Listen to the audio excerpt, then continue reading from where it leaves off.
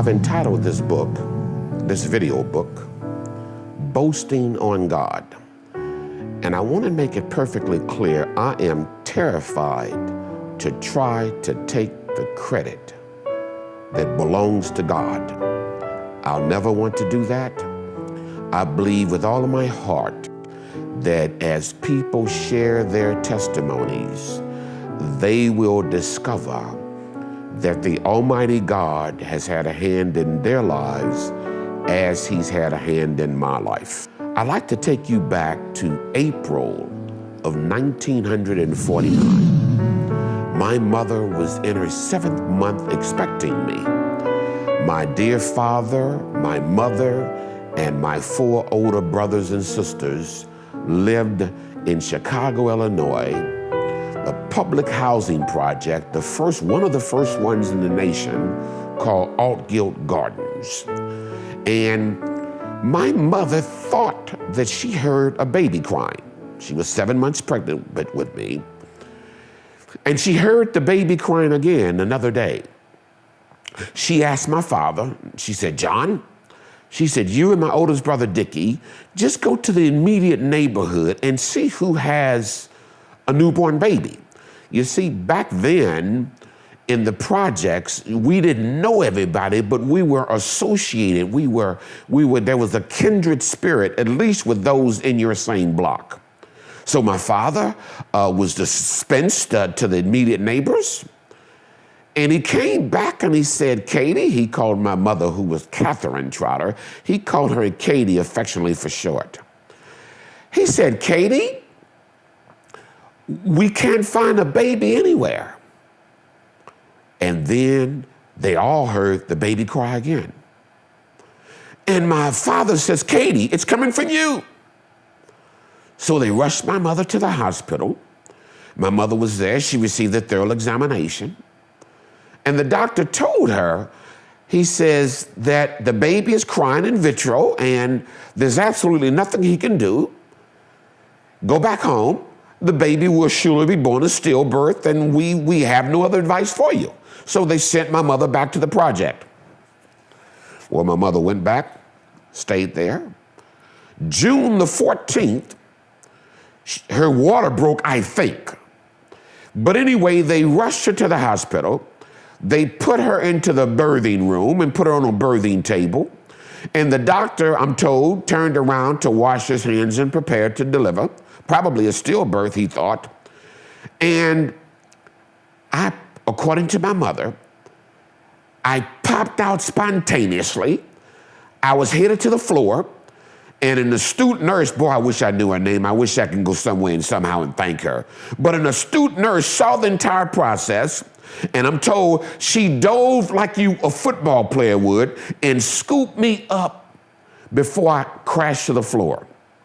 Yes, my testimony begins inside my mother's womb, and it comes all the way up to this day, and follow me out and you'll understand why.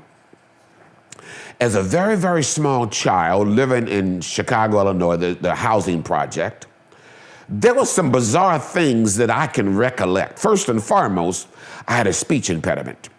My speech was so poorly, I instead of saying S words, I would say T words. Like instead of saying school, I would say tool. Instead of saying stove, I would say tove. And then I studied so badly in the interim that if my dear mother and father could have afforded it, they would have probably locked me away in an institution.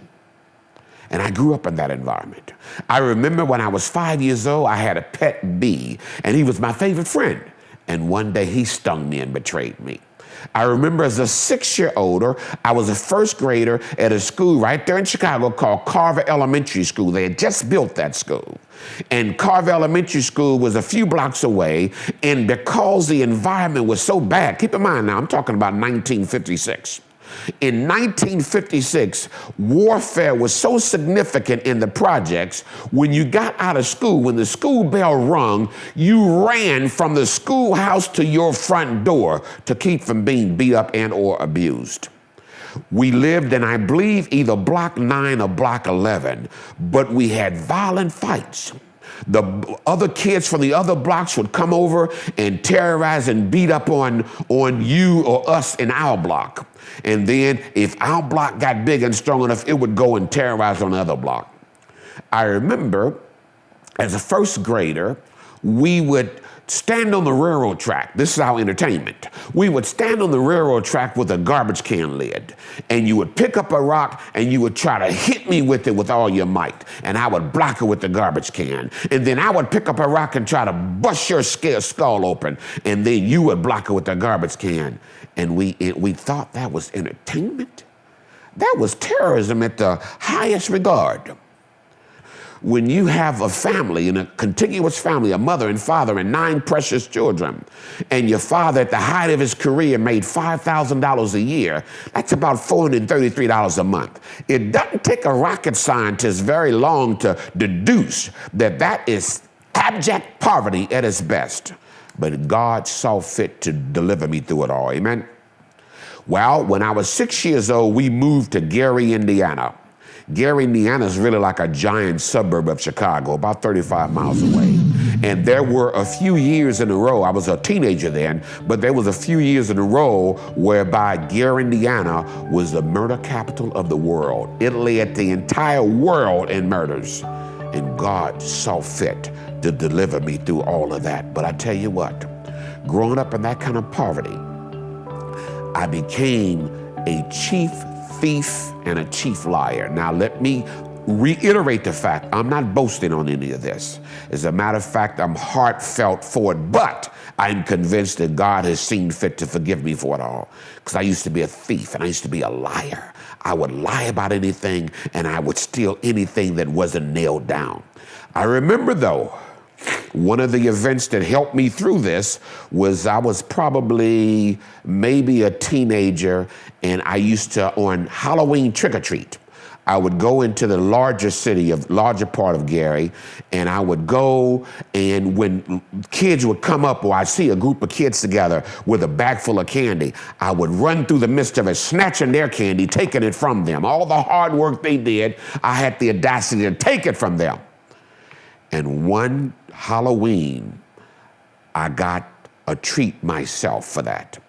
I would generally scope out the various groups to make sure there are no adults around before I would make my move and attack and take from these poor little children. And this particular evening, it was dark now, and I saw a group of about 8 or 10 little children, and I thought that was the perfect target. So I ran in the midst of it, I grabbed the first bag, and a big man who was kneeling, he was like tying his shoe, he stood up, and he grabbed me and picked me up all the way off my feet. And I was terrorized. I was afraid for my life. I pleaded with that man. I told him, sir, I'm sorry. I've been doing this. Please, I'm sorry. Forgive me. Give the candy back, and I'll never do it again. And I never did that again, thank God. But as I got older, keep in mind, when you're in the inner city with all of this filth and all of this corruption and the mindset of impoverishment, my best friends, 2 or 3 of my best friends, the favorite thing for them to do would be to go to the mall. And at the mall, they would snatch people's purses. They wanted me to involve myself with it. I wanted to be involved. That quick money they got, I thought was fantastic. But back then, when I was 15 years of age, I weighed 350 pounds.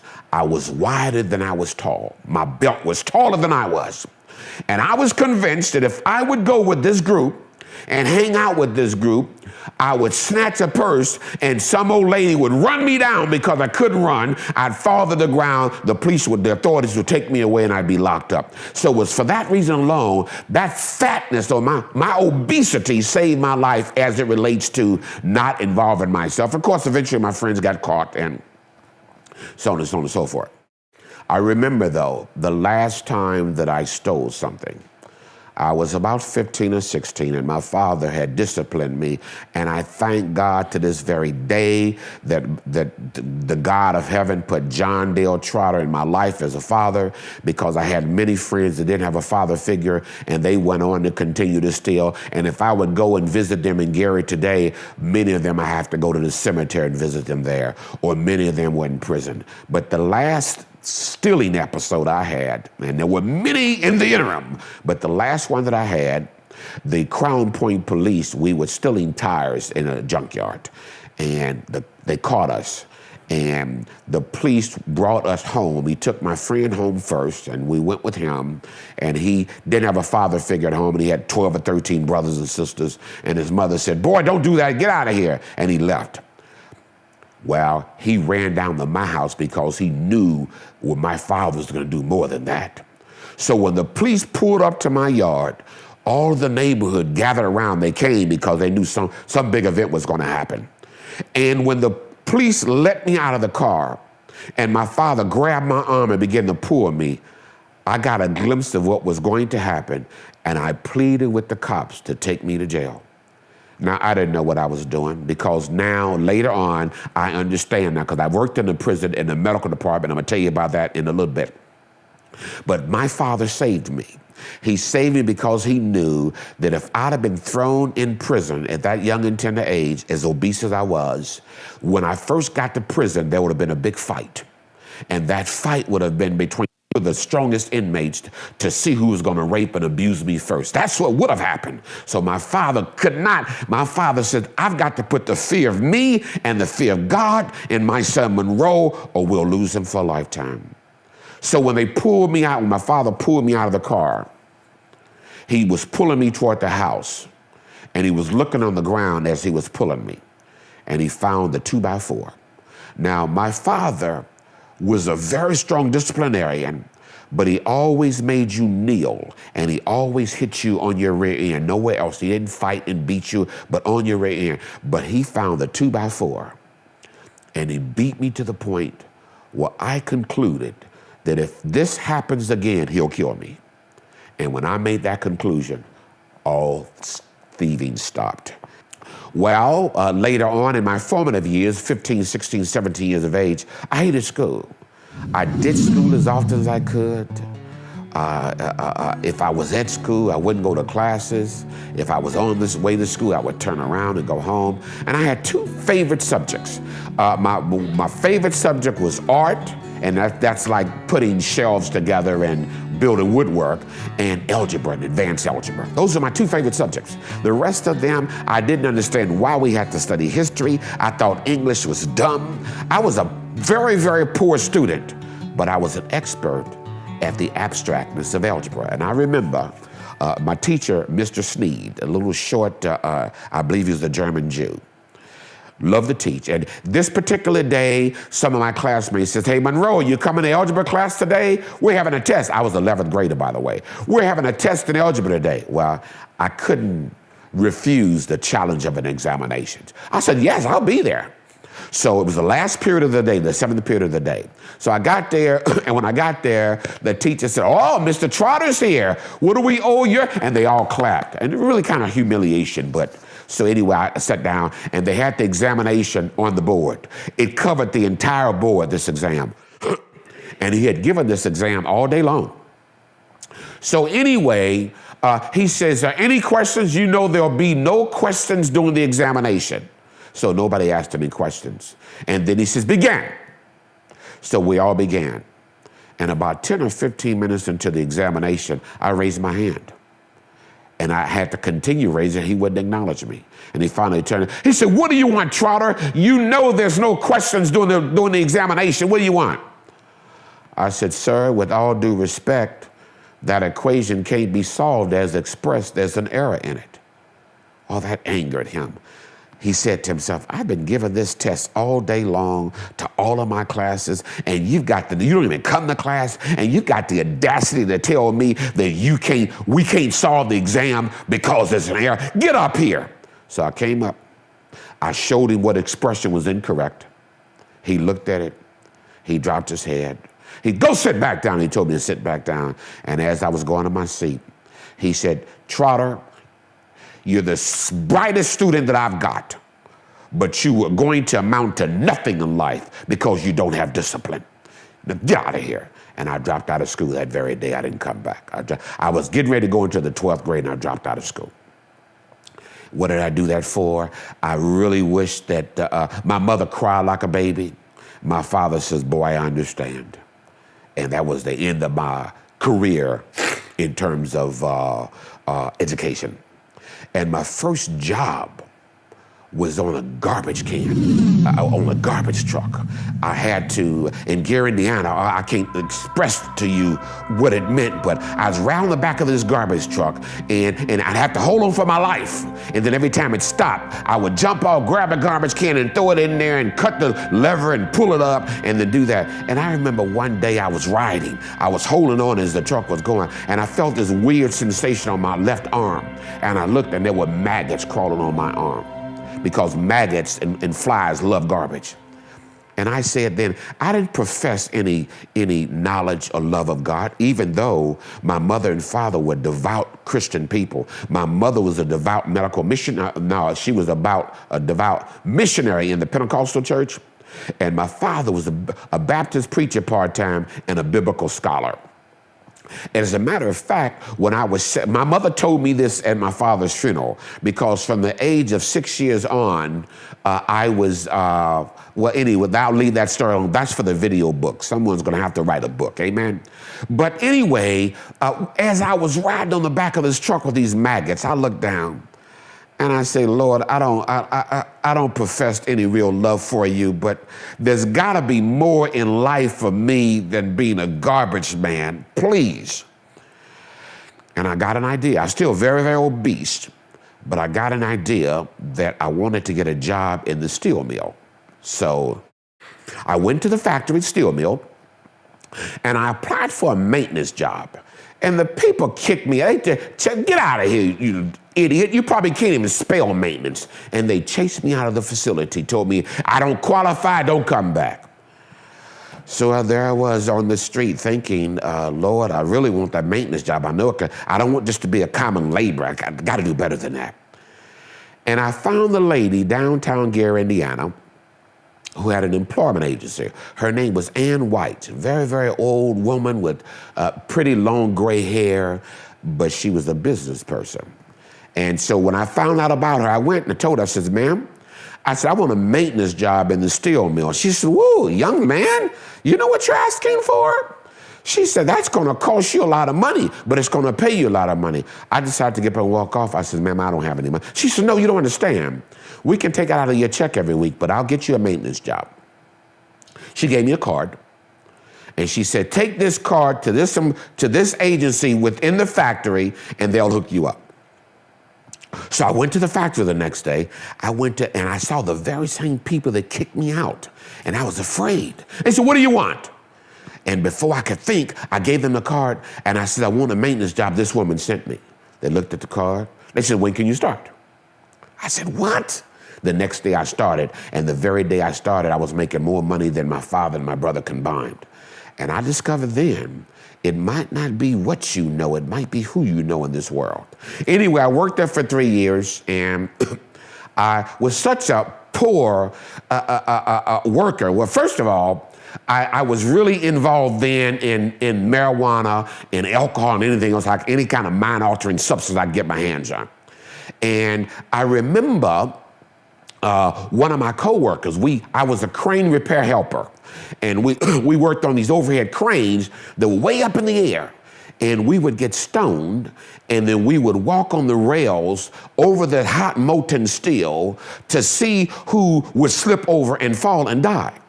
Now, I'm sharing all this with you because I want you all to understand how firmly God had his hands on me, even when I wasn't professing. My mother was a praying woman. My father was a praying man. And I'm convinced to this very day that it was the prayers of righteousness that has kept me these many years. So anyway, after working there 3 years and doing all the foolish things, and I was I had a Cadillac convertible. And I'd be on my way to work, top down, and the weatherman said, it's going to be a beautiful day today. Everybody's going to be at the beach. I go, stirp. I would turn around and wouldn't even bother calling in, and I would go to the beach. So that was the kind of work record I had. So they had no choice after about 3 years. They couldn't tolerate. They fired me. Here I was now without a job. I had a very good job, fired. And a thought came in my mind. If I can get this weight off, let me try to join the Navy. And I went to a doctor who specialized in weight loss, and I mean he specialized in it. He specialized in giving you speed. And I took this drug, speed, and it caused me to be in such a rush that once every 2 or 3 days I might eat a hot dog. I would throw the bun away and just eat the hot dog. And the weight melted off me. I lost well over 100 pounds in only a few months. So I was able to join the military, the United States Navy. I had 2 older brothers that were in the Navy before, and they appeared to have a love-hate relationship with the military, with the Navy. So anyway, I joined the Navy in 1971, actually December of 1970. And when I joined the Navy, I was smart enough, I was ignorant, I was foolish because I didn't have a formal education, but I was smart enough to get into the environment of those who I thought were brilliant young people. So I got around all these brilliant young people, and we had to go and take a battery of examinations to see what we qualified for. And so I sat down in the midst of all these brilliant people, and I cheated. I looked as best as I could. I got their scores. I put them on mine. I cheated best I could, and I qualified. And I did a lot of guessing as well. I'm a very good guesser. And I qualified for everything the Navy had to offer. Advanced Electronic Submarine Nuclear Navy. That was the Navy that I joined. And when I said I do, I was an automatic E3. 14 weeks after boot camp, I was an automatic E4. 11 months later, I was an automatic E5. They gave me the most prolific electronic education you could give a person. And I remember this. This is this part of my drunken stupor. When I was in the first school, it was 28 weeks long. It was super advanced electronics. You get this only at the graduate level in the colleges and universities today. Well, I began the school. I was 6 weeks into the school. I was cheating and copying off others and guessing and all this other stuff. And I was in week 7. I had passed 3 exams with borderline barely, and I had failed 3 exams. I was considered a borderline student. And I went home to Gary, Indiana. I was in Virginia Beach at the time. Dam Neck, Virginia is what it's called. And I went home to Gary, Indiana. Got married to a person I didn't even know. And came back 2 days UA. When I came back 2 days UA, those people, my leaders, cussed me up one side and down the other. They called me every name that you can think of and some that you can't even imagine. And then they told me, you go back to your little apartment, wherever you're living at right now. You tell that slut wife of yours for her to pack up and go back to Gary, Indiana. That's where she belongs, and we're going to send you out to the fleet as a janitor. Your kind doesn't belong here. So I went back to my little 1-room apartment in Virginia Beach, Virginia. And my wife and I cried all night long to about 3 in the morning. And at about 3 in the morning, she stopped crying and she started unpacking. I said, what are you doing? What are we talking about? And I was just tore up. She said, hold it, wait a minute. She said, I didn't marry a fool. You may not know how to study, but I didn't marry a fool. She says, you go back to that base, pack your lunch, don't even come home. You go and you stay at that base. You tell those instructors that the Navy is paying them to teach. Therefore, if they're being paid to teach and they're not teaching me, they're incompetent. They need to begin to teach me. I said, I can't tell. She said, go tell those people that. I went back out the next day. I told the teachers what she told me to tell them. And the teachers looked at me like I lost my mind. But then I began to ask questions. Pardon me, I don't understand it. Can you go over that again? What's that theory again? And I raised, without cheating, without guessing, I raised to the top of my class, and I stayed there for the next 20 years, including college education. Nobody told me that I wasn't stupid. Nobody told me that I wasn't dumb. But that woman did. So I thank her for that to this very day. Well, I tell you what, when I finished all of my training, I was designated to go to submarine school up in New London, Connecticut. When I got there, it dawned on me that I was headed for submarines. They had spent tens of thousands, over $1 million total, but tens of thousands of dollars educating me in electronics, and I tried to back out at the very last moment. When I got to submarine school, I told them that I was colorblind and this and that and the other, and basically they told me, cut this foolishness out. You're going through submarine school and you're going to the submarine, and that's the end of that. I remember in submarine school, I was a little bit frightened in the school because in the submarine school, they took us and they put us in this huge chamber. It was like a little small room, and there was a tower next to it about 100 feet tall, full of water. And you're sitting in this room, and they begin to flood this room. And when they flood the room up to your neck, the air in the room was at the same pressure as the pressure in the tower. I believe the pressure of water is 100 PSI for every 100 feet that you go. So if you're at 100 feet, it's 44 PSI. If you go down 1,000 feet in the water, it's 440 PSI. That's pounds per square inch. That's a lot of pressure. So we were in this tank, we were in this compartment, and the tank was next to us. And when it was your time to go, you have to dip your head, go through the door, and then now you're in 100 feet of water. You're at the bottom of 100 feet of water. And then they hit you like this, and you let go. When you let go, you put your hands over your head. Keep in mind, this was teaching us how to escape out of a submarine. The fallacy was submarines operate in water so deep. If you try to escape 20 or 30,000 feet deep, is the moment you come out, you're going to be actually, the submarine will crush like a pancake anyway. But they taught us this. And as you're ascending, you have no breathing apparatus. All you got is the air in your lungs. And as you're ascending, there are frogmen all around the tank looking to see if they see bubbles come up to you, swim up to you, and hit you in your chest to make you exhale. Otherwise, the air in your lungs will exhale as you go up, and your lungs will just rupture and burst, and you die. So when they did that to me the first time, I was terrified out of my mind, because keep in mind, I was really a borderline non-swimmer. I should have told you about that back in boot camp when they made us all do a swim test. They threw us all in the water, and we flipped and flopped. Many of us swam on around and did our treading. I didn't. I couldn't. I dog paddled. I fought and I dog paddled. When I got all the way around to the end where I had to tread water, I was out of energy, because dog paddling takes a lot of energy. And I sunk, and I came up. And I sunk the second time. And I came up, and I sunk the third time. The lifeguard dove in, but the moment the lifeguard dove in, the guy behind me was swimming, dog paddling himself. His head hit my rear end, and it kicked me out of water long to regain my composure, and I swam to the side. And they had a conference to determine if I had passed or should I be kicked out of the military.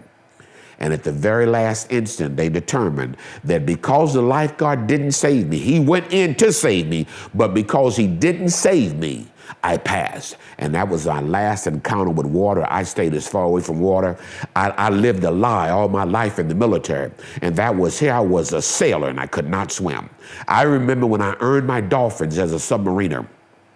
One of the things they make you do is they take a big jug, they put your dolphins into the jug, and then they fill the jug with all kinds of liquor.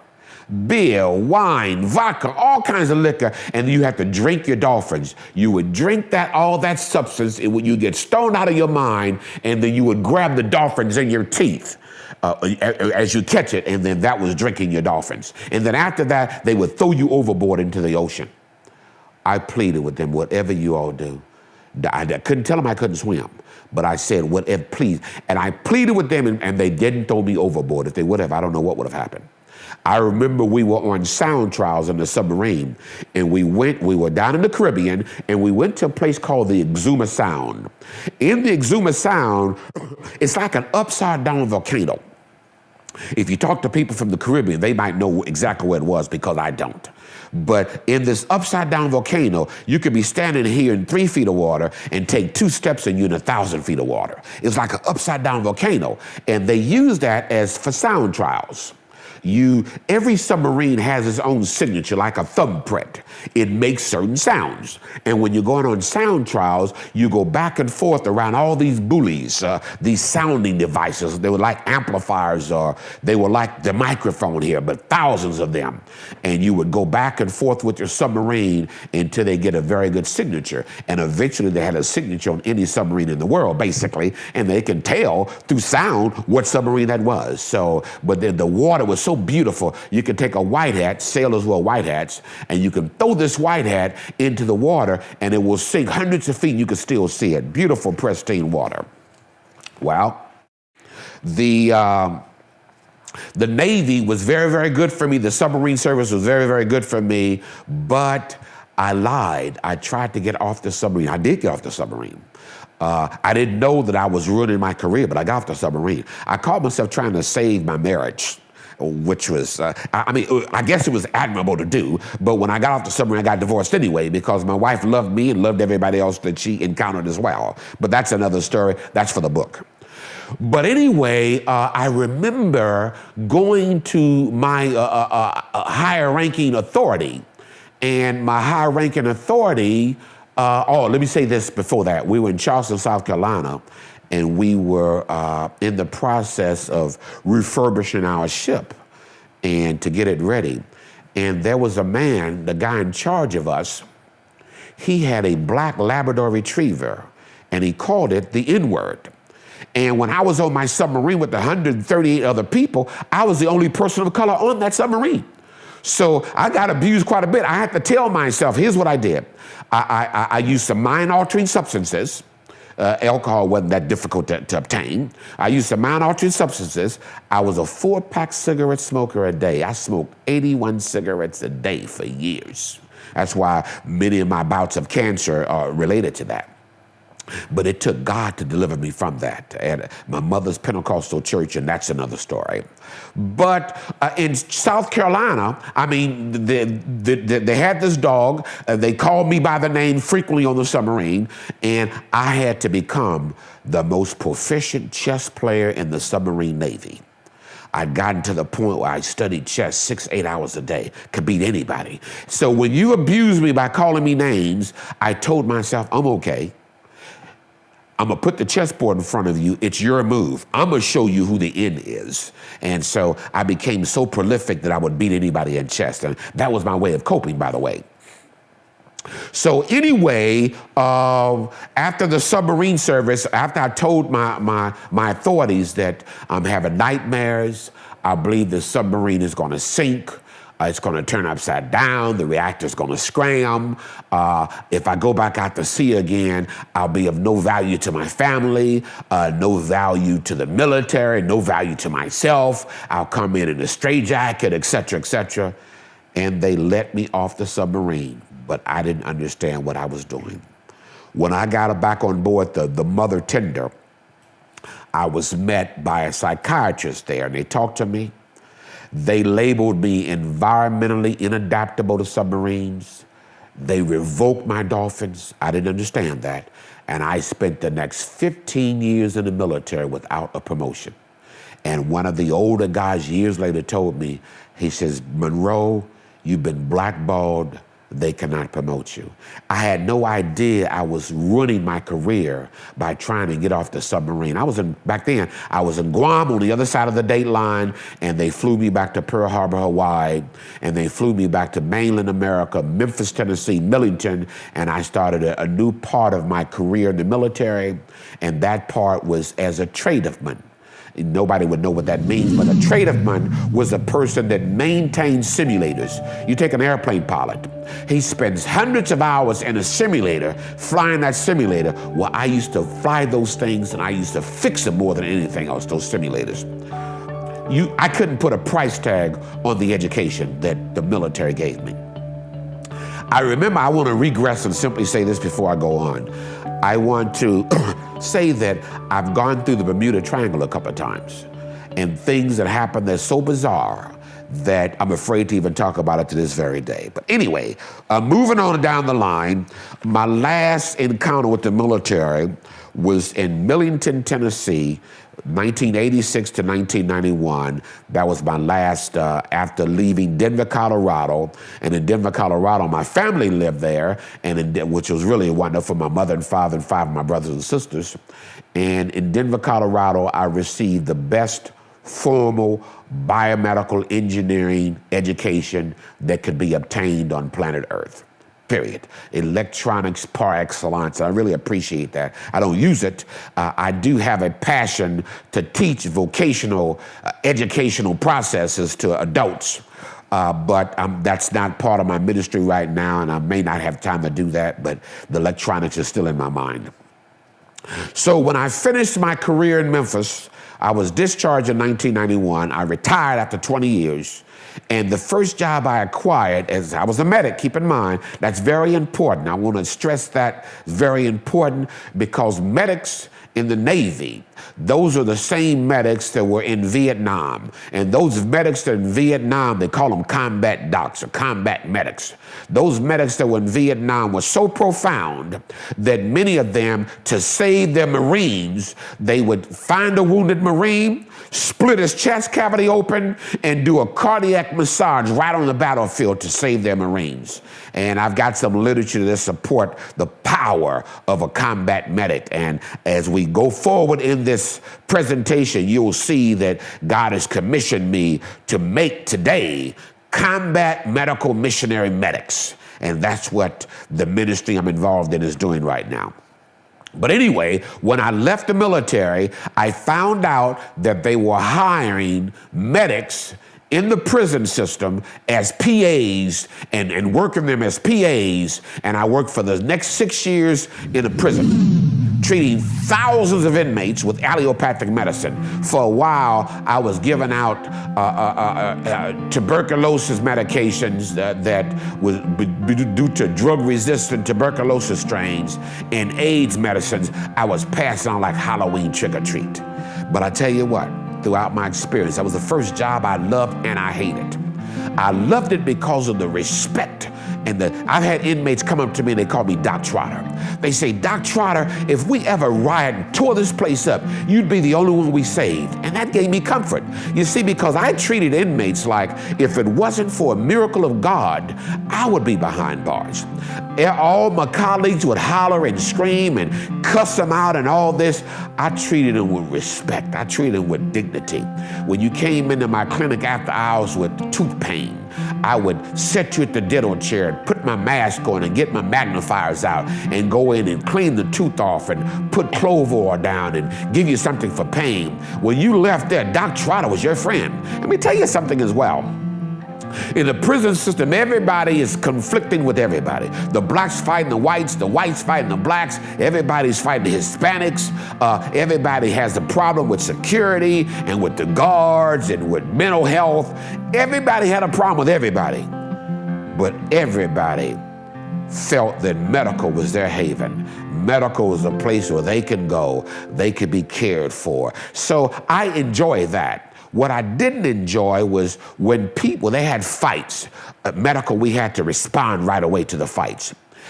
And in the prison system, there's only a few things that will promote a fight. They always fought over sex, they fought over drugs, they fought over the telephone, and they fought over control of the TV, and they fought over, they call them gidunks, or when you got to go to the commissary to buy you some candy or something, they fought over that. And when they fought, there's some bloody battles, but generally speaking, when you have a fight and someone is dominant over you, you acquiesce, you bow down, he leaves you alone.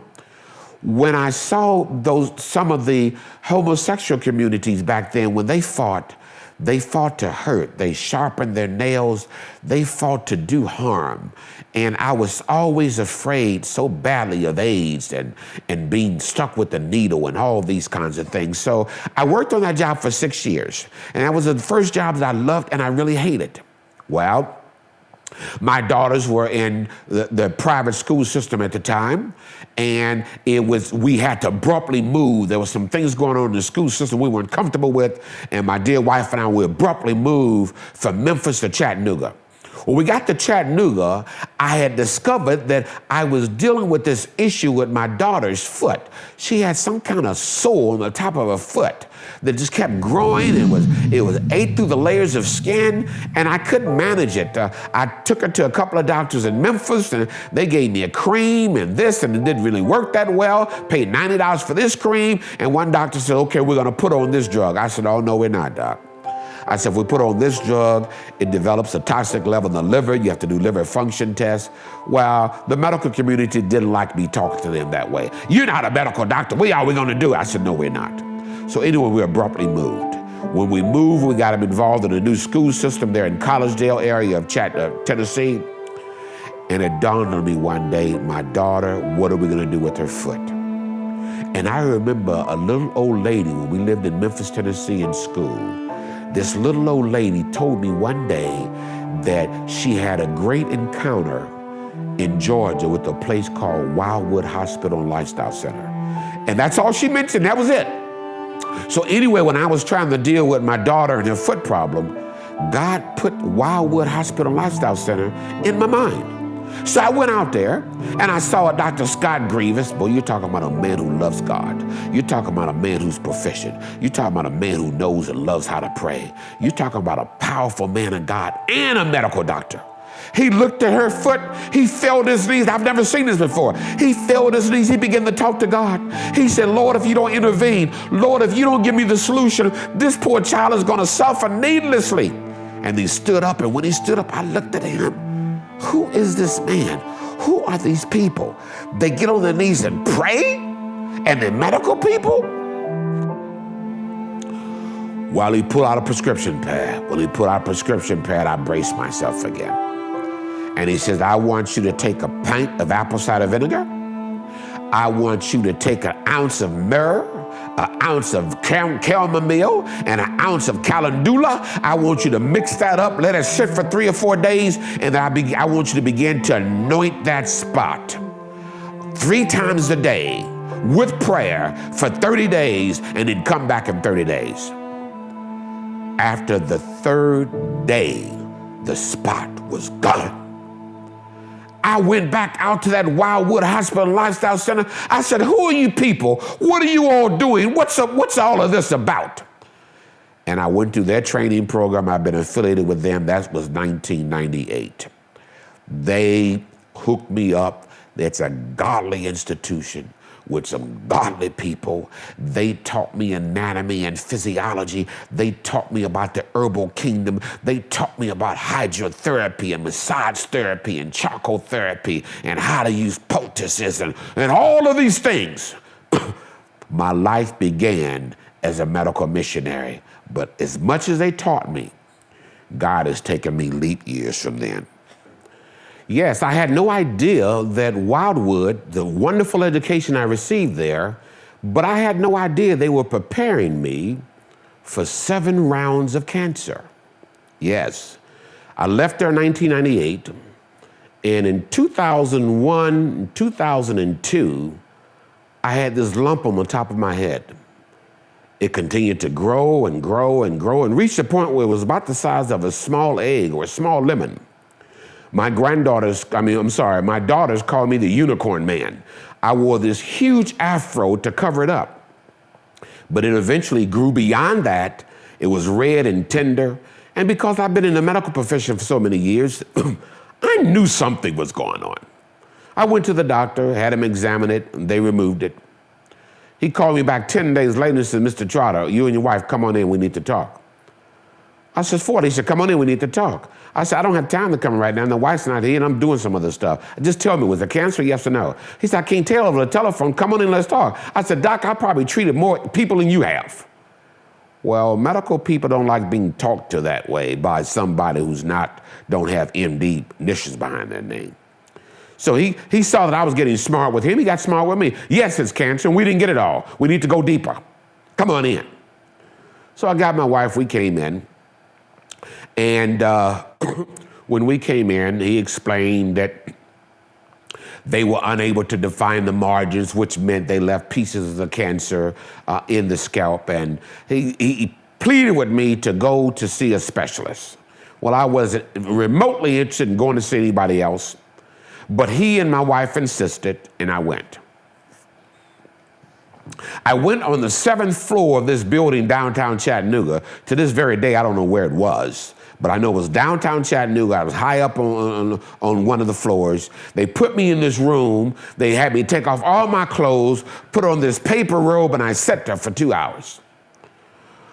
Well, this doctor finally comes in. I don't even know his name. He was dressed to the T, probably had $100 cufflinks on, $800 suit.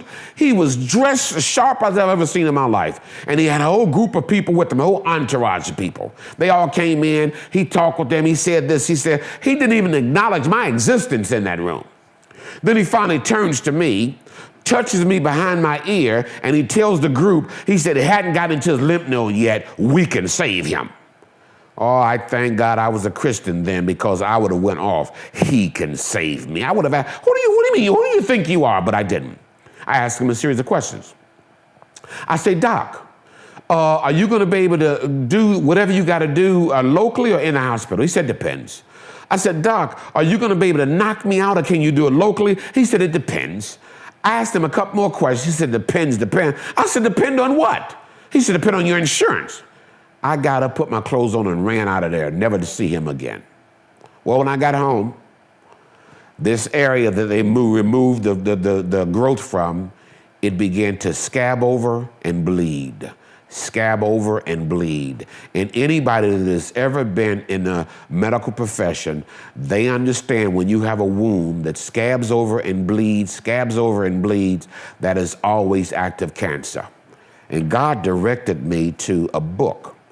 It's called Cancer Cells. I don't know the author of the book. When you get my DVD, I have a video book on Divine Healing Boot Camp. Get that. It talks all about this cancer stuff in detail. If you got anyone, if you have a loved one, yourself, you know someone, or you just want to avoid cancer, get that DVD, Divine Healing Boot Camp. It is a roadmap to wellness for cancer. Get it? You can call, order it, something. You can get it online or something. But anyway, that wound kept bleeding and scabbing, and this book taught me how to make a cancer salve. That cancer salve has bloodroot and some other herbs in it. I think I put a little bentonite clay in it. I think I put a little charcoal in it. I think I put a little white willow bark for the pain. I put a lot of stuff in it, but it centers around this one bloodroot, which is the main ingredient, the main herb. And I began to apply that based upon the instructions. I would put that on at night in a poultice right on the spot, and I put a stocking cap on to hold it in its place. And in the morning, I would take it off and let it air out all day long. And after a few days, I began to scrape this substance off of my head, that spot. It looked like a scab, but it was rubbery. It had a horrible odor to it. In the book, it's called an Eskar, E-S-K-A-R. Well, I would scrape that off, and then the next day apply, then scrape it off, apply, scrape it off, apply. In 30 days, I would scrape it off and apply another poultice.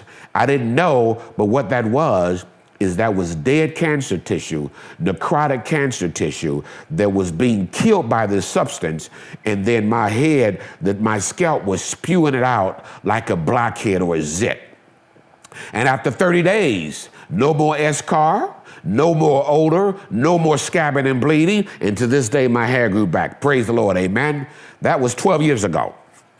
But when you're resolving the cancer issue in the body, you need to understand that it's always bloodborne, it's always all over the body, and it has to be treated holistically from head to toe. I didn't understand that. I didn't know that. I went around declaring that God had healed me, I was clean, and then several bouts of skin cancer surfaced, and that I was able to use another cell because I lost that cell, lost the formula. And I remember that I was out in Hickson, Tennessee, at this little herb store / natural remedy store. And I was looking around and just kind of browsing. And the old man that operates the store, he said, "Sonny, can I help you?" I said, "No, I'm just browsing around." This was years ago.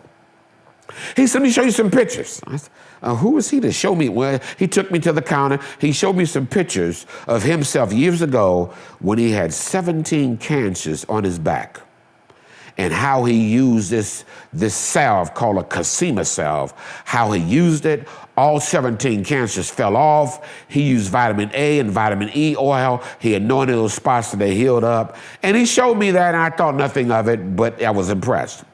Well, years later, when these spots started showing up on various parts of my body, I ran to him and told him I need the cream.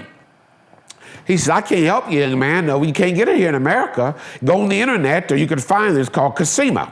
So I went on the internet and I called the people. They said, "We got it. We can sell it to you. $75 for a very small tube." And here's what they told me. They said, "But mister, you're wasting your money if you don't have cancer." He said, "If you apply this on your skin and it's not cancer, you've wasted your money." He said also that if you apply it on your skin and it is cancer, you'll know it in 10 minutes. I said, "What do you mean?" They said, "In 10 minutes time, it's gonna feel like somebody's taking a butcher knife and ramming it right through your body right there where you applied it." Well, he didn't lie. It did what he said. It hurt me to no avail. I suffered. But all 4 of those skin cancers fell off in 17 and 21 days. I was ecstatic. Well, let me fast forward to all these cancers up to 2011. Actually, it started 2010. December 2010, I began to urinate a little bit of specks of blood. And it got worse and worse and worse, and pretty soon I would urinate and the toilet would be full of blood. My wife pleaded with me, "Monroe, go in to be seen, go in to be seen." Well, part of me was fearful. I've been in the medical community. I understood, and I thought that God's going to heal me. I put God in a headlock. I said, "God, you're going to heal me a certain way." And that's the way some medical missionaries, I call them rogue medical missionaries, they said, "Stay away from the doctors, stay away from the nurses, stay away from the drugs, it's pharmakeia, it's witchery, stay away from all of that." So I said, "God, you're going to heal me this way, and that's the end of it." Well, it almost cost me my life. I bled for about 10 months. I went to various institutes to be helped, and I was helped a great deal, but still, I had an underlying issue that had to be resolved, and I was afraid to have it resolved. Well, I got a dear friend, a very, very dear friend, who happens to be an OBGYN medical doctor. When I do my presentations now, I tell people that I'm the only man in the world that has an OBGYN as a doctor. And when I tell them that, people pay attention. It kind of a little bit of humor, but that's okay. But anyway, she called me up one day. I'd just come back from an institute. I suffered so badly. That night was the worst night of my life. It was the Saturday night. It was the worst night I had in my life. And as I was trying to fall asleep, and keep in mind, I couldn't sleep now. I would wake up all night long, every 15 minutes, and go and urinate blood. Every 15 minutes, urinate blood. Got to the point where I had to stagger to the bathroom just to urinate more blood. And this particular night, I was laying there in bed, and I pleaded with God. I said, "Lord, I've got adequate health care insurance. I can't suffer this anymore. Please let me go to sleep. Let me go into a coma and die. You promised that you would not allow me to have any more than I can handle. And dear Heavenly Father, I can't handle it anymore. Please." So I went to sleep. I slept a little bit longer than I normally do, but my wife woke me up. There was a telephone call. And it was my dear friend on the phone. I can't call her name because she said, "Don't tell people her name," but I love her and her dear husband to death to this very day. And if they ever see this DVD, I hope they understand that. She called me up, and she said, they always call me Elder Trotter. She said, "Elder Trotter, I just pulled over to the side of the road. You're on my mind and my heart My dear husband and I, we know that you're suffering. We don't want to see you suffer no more. If I make all of the arrangements for you to go see a physician, if I handle all the logistics, would you go for me? Well, when somebody loves you that much and they care that much for you, you can't say no to that. I said I would go. She took me she had me made an appointment. I went to see this doctor. I had no idea I was going to see the #2 urologist in all of the United States of America. I got into his office. He examined my paperwork. He says, I've got to scope you. I said, no. He said, now, wait a minute. I can admit you to the hospital, put you out, scope you while you sleep, and it won't be no pain, no discomfort. I said, okay, you can do that. So they admitted me into the hospital. He scoped me. When I came up out of my unconscious state, he said, Monroe, he said, a normal healthy bladder will hold about 1,400 cc's of fluid, of urine. He said, your bladder will only hold 15 cc's of fluid because your entire bladder is full of a big, huge tumor. He said, we got to go in immediately. We got to take your bladder out. We got to take your prostate. I had a very high PSA prostate numbers, which meant prostate cancer as well. We got to take it out. We got to take the prostate. We got to take the bladder. We got to take the appendix. We got to take a bunch of lymph nodes. We got to take a piece of intestines to make a new area for you to urinate. We got to do all of that. I says, come on, Doc, God's going to heal me. He says, you can talk about healing all you want, and I can discharge you and let you go, but before you walk across that parking lot, you might very well be dead. I said, go ahead and do it. So he did it. I recovered. I came home. I've recovered, and God has commissioned me to take this message to the world that God has a better way. The ministry is Time to Tell the Truth Ministries, has many components to it. And I mean, I'm doing right now presentations around the world. This one that I'm doing here in 2 weeks in person is called Obamacare versus Obiblecare. And keep in mind, I'm apolitical. I don't talk about our leaders. I don't talk about political parties. I don't talk about any of that. But I do talk about socialized health care, and I do talk about what God is able to do. Amen? I've got a Bible-based program. We can kick major diseases. We're in the process right now of creating about 50, I call them roadmaps to wellness. Some people might call them a protocol, but that's too much of a medical term. They're roadmaps to wellness. You come to our facility through the internet or through the DVD series or something, and you are positioned, you're put in a position to be divinely healed through a roadmap to wellness. That's one component of the ministry. It's Time to Tell the Truth. Another component is called the Hope Mobile. The Hope Mobile will be a vehicle, a truck with a camper on the back. I'll go from house to house, community to community, neighborhood to neighborhood, city to city, knocking on doors. Is anybody here sick? Anybody here taking drug medications for any reason? And probably in every household you encounter, somebody's going to say yes. I say, let me in. God sent me here. We've got a solution. And when you tell me your condition, I pray. You sign a disclosure form. I go to my $1 million library, and we create round the spot a roadmap to wellness to facilitate your wellness. God is blessing that beyond comprehension. The Medical Missionary Medic Home Study Correspondence course. Look, I've got a confession to make. There are many institutes out there that are doing a marvelous job training medical missionaries. But God has commissioned me as a former Navy medic to create a medical missionary medic home study correspondence course. It's going to be the finest thing on planet Earth.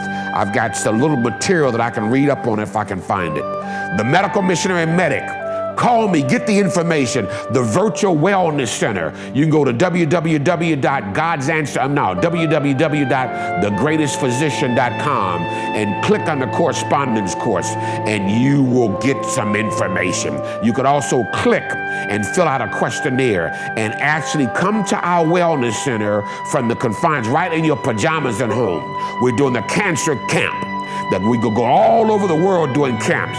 People go to camps for blind camps. People go to camps for weight loss. People go to camps for a variety of reasons. And oh, by the way, there's a Divine Healing Boot Camp, that component. But let me end with this. God has given me a weight loss medical missionary roadmap to wellness. Right now, I've proven that I don't have cachexia. Cachexia is when you lose all that weight from cancer. So I'm getting ready now to embark on a 100-pound weight loss. The next time you see me in front of this video, I will be 100 pounds less. I want the whole world to be able to do the very same thing. I have the roadmap to wellness for weight loss, and I'm praising God for it. And on that note, I've got to leave. I don't want to. I've got a million more things to share, but God bless you all. May the Lord add a rich blessing on those who see, those who view, those who listen, those who understand, those who comply, those who trust God, is my prayer. In Jesus' holy name we pray. Amen.